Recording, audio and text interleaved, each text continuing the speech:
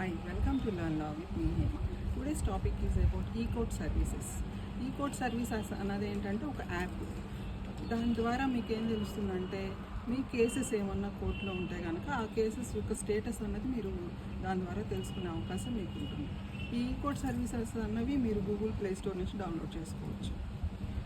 ఇలా డౌన్లోడ్ చేసుకోలేని వాళ్ళు మీరు జస్ట్ గూగుల్కి వెళ్ళి ఈ-కోర్ట్ సర్వీసెస్ అని మీరు కొడితే కనుక ఒక లింక్ ఓపెన్ అవుతుంది. దాన్ని కూడా ఓపెన్ చేసి మీరు మీ కేసు వివరాలన్నీ తెలుసుకోవచ్చు అన్నమాట.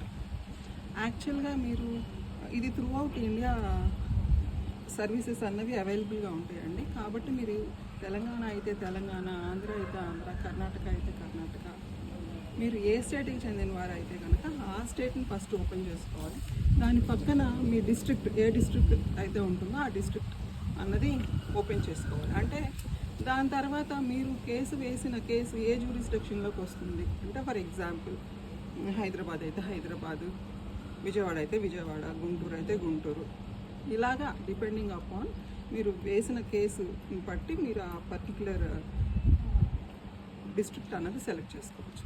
అది సెలెక్ట్ చేసుకున్న తర్వాత కోర్ట్స్ వస్తాయండి. ఫర్ ఎగ్జాంపుల్ విజయవాడ అనుకోండి, విజయవాడలో ఫ్యామిలీ కోర్ట్ ఉంటుంది, సివిల్ కోర్ట్స్ ఉంటాయి. సో ఆ కోర్ట్ అన్నది కూడా మీరు సెలెక్ట్ చేసుకోవాల్సిన అవసరం ఉంటుంది. ఇవన్నీ మాకు తెలియవు, మా కేసు నెంబర్లు అన్నవి మాకు తెలియవు అంటే కనుక కేసు ఎవరైతే వేశారో ప్లెయింటిఫ్, ఎవరి మీద అయితే వేశారో అతను డిఫెండెంట్.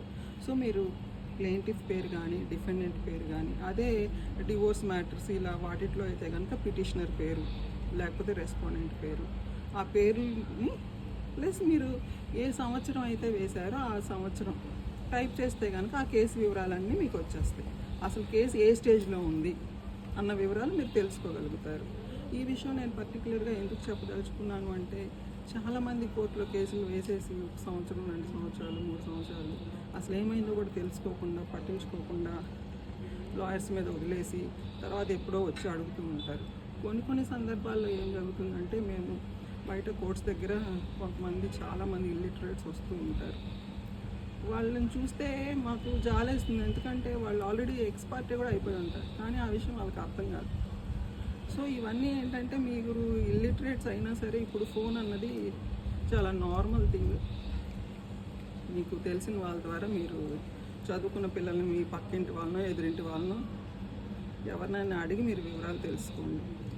సో మీరు అడ్వకేట్ దగ్గరికి వచ్చేటప్పుడు వాళ్ళ టైం వేస్ట్ చేయకుండా పొద్దున్నే ఈరోజు కేసు అంటే ఈరోజు పొద్దున్న వచ్చి వాళ్ళని డిస్టర్బ్ చేయకుండా ముందే మీరు వివరాలన్నీ తెలుసుకుంటే కనుక మీ కేసు అసలు ఏ స్టేజ్లో ఉన్నది మీకు అర్థమవుతుంది.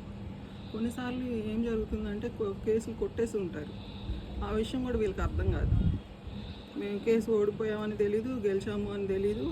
ఓడిపోయిన వాళ్ళు కూడా వచ్చి గెలిచిన వాళ్ళని బెదిరిస్తూ కూడా ఉంటారు, ఇంకా డబ్బులు ఇవ్వాలి అవి ఇవ్వాలి అని. కానీ ఈ విషయం వీళ్ళకి అర్థం కాదు. ఇంకా కొన్ని దారుణాలు ఏం జరుగుతాయి అంటే వీళ్ళు డివోర్స్ పెండింగ్లోనే ఉంటుంది, అసలు అక్కడ ఏం అవ్వదు, ఏవో పిచ్చి డాక్యుమెంట్స్ బయట సృష్టించుకొని అవి చూసి డివోర్స్లు అయిపోయినాయి అని కూడా చెప్పేసుకుంటూ ఉంటారు. చాలా మోసాలు జరుగుతూ ఉంటాయి ఇలాగా. సో ఇవన్నీ అవాయిడ్ చేయాలి అంటే కనుక మీరు ఈ-కోర్ట్స్ యాప్ని ఖచ్చితంగా యూజ్ చేయండి. కేసు స్టేటస్ అసలు ఎక్కడి వరకు జరుగుతుంది కేసు అన్న వివరాలు ఖచ్చితంగా మీరు తెలుసుకునే అవకాశం మీకు ఉన్నప్పుడు దాన్ని ఉపయోగించుకోండి. చట్టాలను అందరూ ఖచ్చితంగా తెలుసుకోండి, గౌరవించండి, బాధ్యతగా జీవించండి. Thank you.